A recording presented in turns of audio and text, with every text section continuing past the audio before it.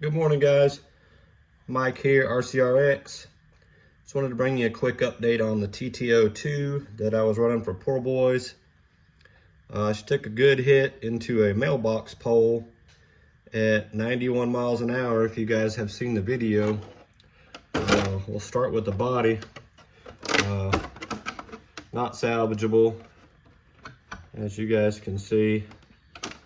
Toughest part on the car was probably Paul's sticker. So you guys go check Paul out at Right Place.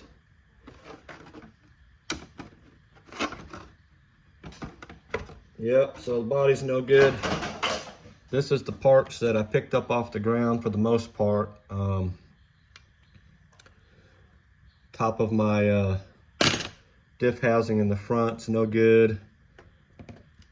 The plastic hub's broken, of course, on this one, and the arm is twisted and bent, so that's not gonna be good. Motor survived, guys. Nothing was bent on it or anything like that, so that's a good deal. Of course, my splitter was trash.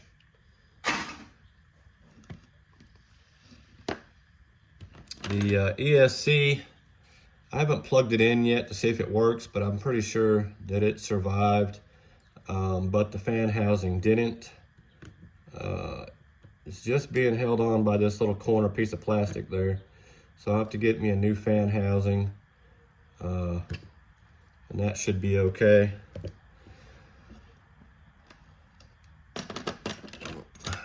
Got other RC car parts encroaching here on my video. I found one dog bone, so I'm still missing two of those. Found my receiver, guys. It's busted antenna wire. It was in three or four pieces when I put it back together, and it seems fine. Need some new antenna wires. Might be cheaper just to buy a new receiver. I don't know. We'll see, I guess. Lower arm on this one, no good. Everything else is fine. Same deal here.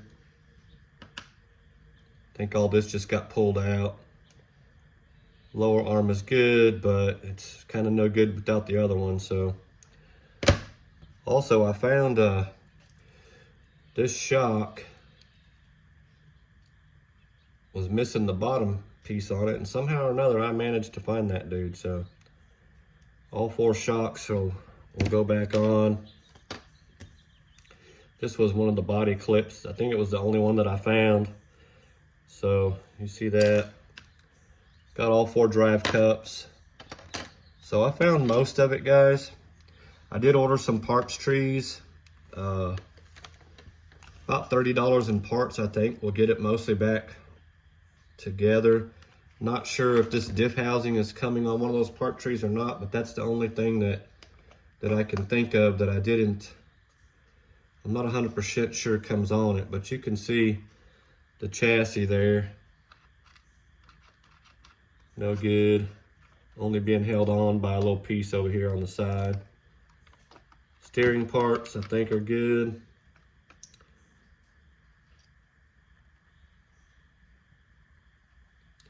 But guys, there's a fellow, another YouTuber out there, Rick's FPV. He's going to build me some shock towers here, some carbon fiber ones he's going to cut. So he said he's going to ship those out to me. He reached out. Guys, go check his channel out. He does some pretty cool stuff over there. He does some 3D printing.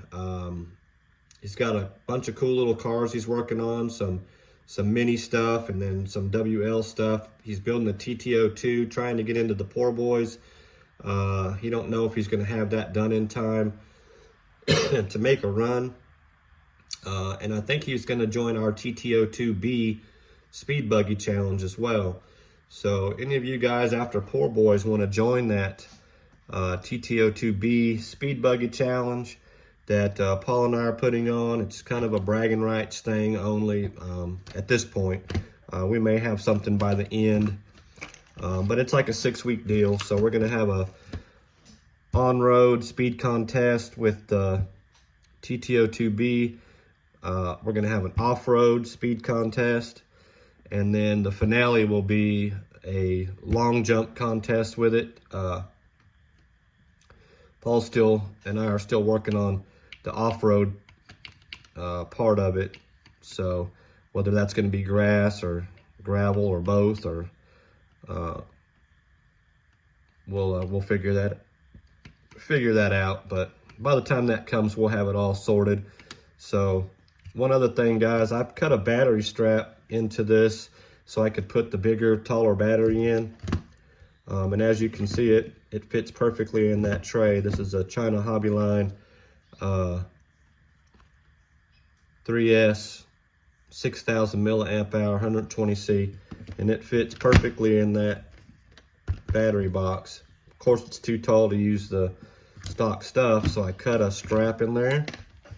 I just drilled a hole on each end and then cut a straight line, run the strap through. But when I picked the car up off the ground after hitting that pole at 91 miles an hour, this battery was still in there. So I wouldn't be worried about doing that, guys. If you wanted to put a larger battery in, try to get that dude up over 100 miles an hour with Mitchell and Marvin and the rest of those guys. But anyhow, guys, I don't think I'll have this back together in time for Poor Boys, but I will put it back together. My goal was 100 miles an hour, so hopefully I'll get it back together and I can get that 100 miles an hour out of this dude. Anyway, enough of me jabbering this morning. Go check out Rick's FPV, guys. Awesome channel. He's trying to grow his channel. Like I said, he used to build drones and things like that. He's got some really cool stuff going on over there. Check out Paul over at Right Place. And again, if you want to join in on our TT-02 buggy challenge, after Poor Boys is over, we're going to be doing that. You know, something to fill our RC spot that wouldn't be there otherwise. So, and it's a chance for us to continue to have fun with each other.